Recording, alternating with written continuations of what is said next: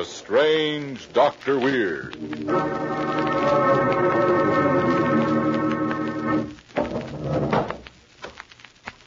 Good evening. Come in, won't you? Why, what's the matter? You seem a bit nervous. Perhaps the cemetery outside this house has upset you. But there are things far worse than cemeteries. For instance, a mad desire to kill is in the story I want to tell you tonight.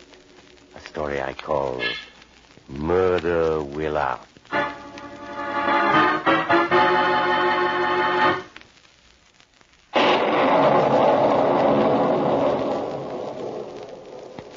My story, Murder Will Out, begins in a large park of an eastern metropolis.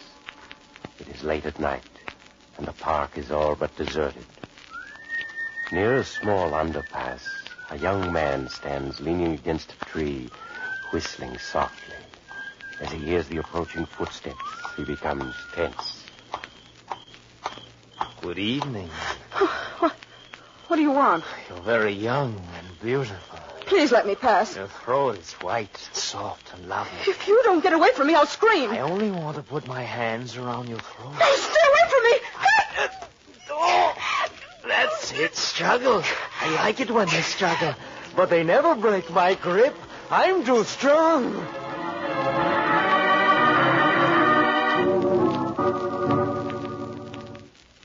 Good morning, dear. Good morning. Philip, did you have to work so late in the office last night? Why, it was after 1 when you got home. Oh, I'm sorry, Helen, but you know how busy I get towards the end of the month. Morning paper come yet, dear? Yes, here it is. Philip, they found another girl strangled to death last night. Oh, you don't say. Isn't it horrible? 5 young girls in less than 2 months. It's getting so I'm afraid to go out alone at night. Oh, Philip, speaking of going out, will you be working tonight? Well, I don't know yet. Why do you ask? Well, Claire Winthrop made an appointment for me tonight with that marvelous new fortune teller, Andre Duval. And I want you to go with me. Helen, you know what I think of fortune tellers. They're all a pack of frauds and charlatans. Oh, but Duval isn't a fraud, Philip. Oh. He's predicted some of the most amazing things that have come true. Helen, that's nonsense, pure nonsense. I tell you he's a fraud, just like the rest of them. All you're doing is wasting your time and money. Nevertheless, I want to try him. And I want you to go with me. Please, Philip. But I may have to work tonight. Well, my appointment with Duval isn't until 10 o'clock. Surely you can manage to meet me there by then. Well, all right, Helen. I'll be at Duval's tonight, and I'll prove to you that he's a fake, just like all fortune tellers.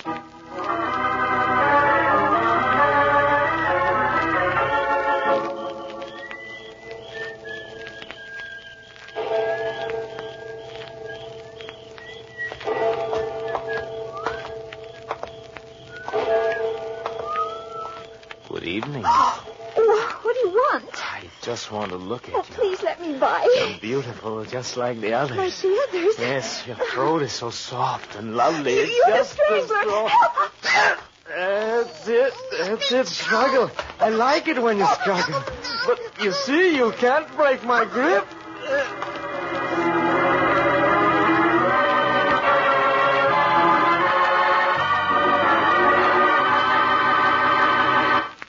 Old hat is an expression that means we've heard that one before.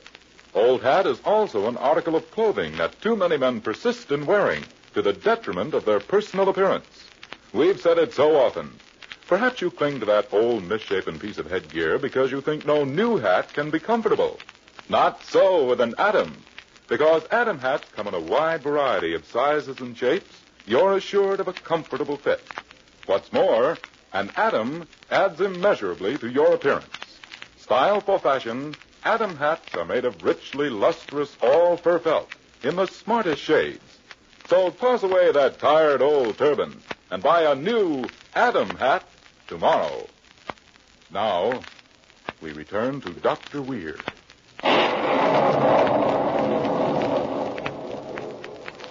And now I'll continue my story, Murder Will Out. In the large, luxurious apartment of Andre Duval, Helen Arnold waited impatiently for the arrival of her husband, Philip. The grandfather clock in the foyer showed the time to be 25 minutes past 10. Philip Bernard. Hello, darling. Sorry I'm late. I was delayed. Are you feeling all right? Of course.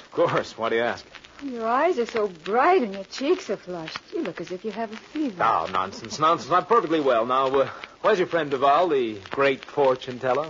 Oh, you were right, Philip. He's nothing but a fraud. I paid him $10 and he prophesied nothing but unhappiness. This grows more and more interesting. Tell me, what exactly did he tell you? He said that someone very near and dear to me was destined to die within a year. Well, this Duval's a cheerful fellow, isn't he? I must have him tell me my fortune, by all means. Oh, it's just a waste of time and money. Come on, please, Philip, let's go home. Nonsense. I wouldn't miss this for the world. Now, where is he? Come on. Through that door over there. All right, just you wait where you are. This shouldn't take long. All right, Philip. Come in. Oh, Mr. Duval, I'm Philip Arnold. Oh, yes. Come in, Mr. Arnold. Thank you. If you will sit here, please. Of course. Ah, I see in your eyes, Mr. Arnold, that you have no faith in. Frankly, Mr. Duval, I haven't. But I'm perfectly willing to have my mind changed. Perhaps if I were to tell you something of your past, something only you know, it might help.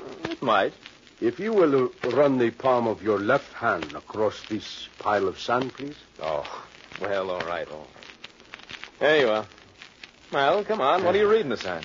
I see many things in the sand, but even I may be wrong. Would you mind running the palm of your hand across the sand again? Oh, very well. There. Oh, come on. Why do you keep staring at the sand like that? What do you see? The sands reveal a dark and tortured past. You have taken human lives. You're wrong. No, it is all here in the sands. You have murdered the innocent. Who are you? What's your game? Look, if you're trying to... You needn't be afraid, Mr. Arnold. Whatever I tell you will not be revealed to anyone else. How can I be sure of that? There is an old Chinese proverb. In the end, justice works itself out. What is meant to be will be. Nothing can change that which is ordained. You mean because you believe that, you wouldn't go to the police? Yes. I was a fool to get excited. What if you did go to the police? They wouldn't believe you anyway. Shall I read your future for you now? That is what you came for, no? My future? So. Well, all right, go ahead. Please to run the palm of your right hand across this pile of sand. Oh, very well. There. So. And what do you see? Oh, sometimes it is better not to know what the future holds. Well, whatever it is, I want to know. Now, come on, let's have it. As you wish. The sands are not altogether clear, but I can see that you are going to commit one more murder. And that when you do, you will be caught. Caught? Yes. You will be caught and executed. And nothing you can do will change it.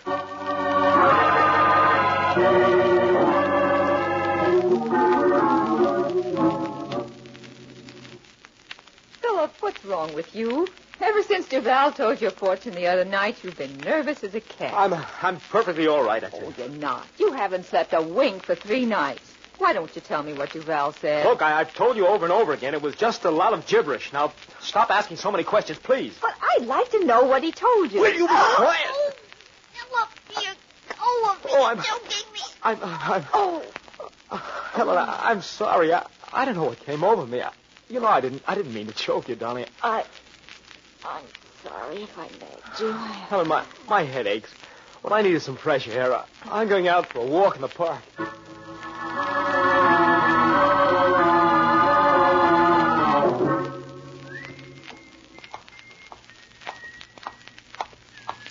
Good evening. Oh, you startled me. I'm sorry. What do you want? Please let me pass. You're so young. You have such a lovely white throat. You're the strangler. No, don't. Oh, such a lovely throat. You are going to commit one more murder. No. And when you do, you will be caught. No. Wait. She's gotten away. It's all Duval's fault. Yes, Duval.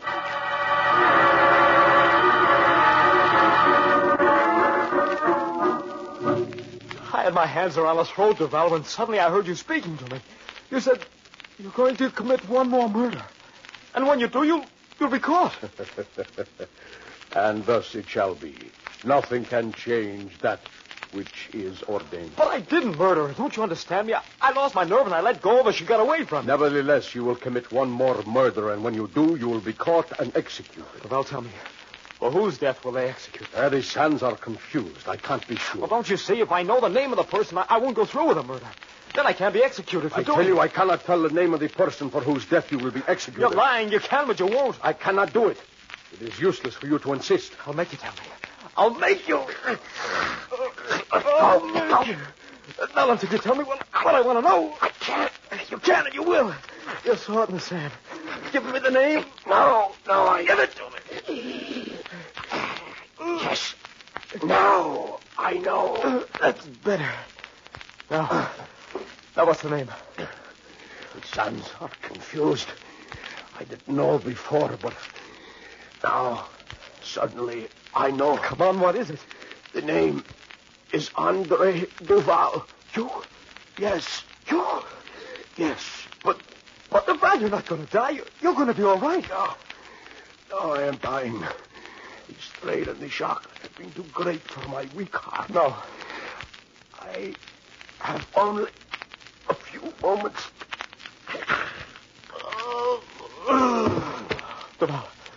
Duval.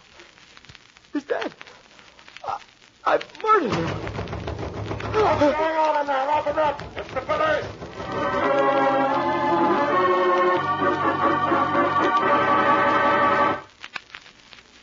Too bad about Philip Arnold, wasn't it? When he was sentenced to death for Duval's murder, his friends were all mystified because he didn't appeal his case. But of course, Philip knew it was hopeless. What is written in the sands of time cannot be changed. And sure enough, bright and early one morning, they did hang him. Oh, by the way, if you know any fortune tellers, you might be wise to give them a wide berth. If you don't, you too might... Oh, you have to go?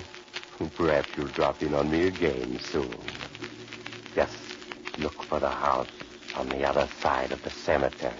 The house of Dr. Weir.